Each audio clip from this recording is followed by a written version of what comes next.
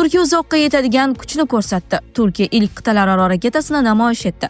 Yangi bosqich boshlanyaptimi?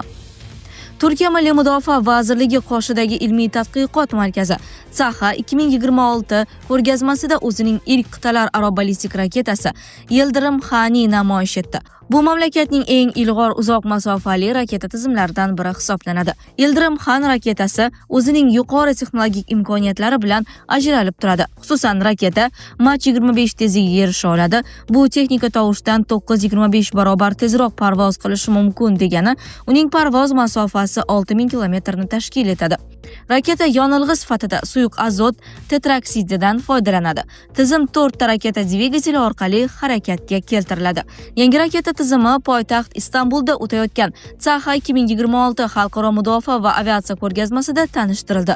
Ushbu tadbirda Turkiya mudofaa kompaniyalari va davlat muassasalari o'zlarining yangi ishlab chiqarilgan platformalar va texnologiyalarini namoyish qilmoqda.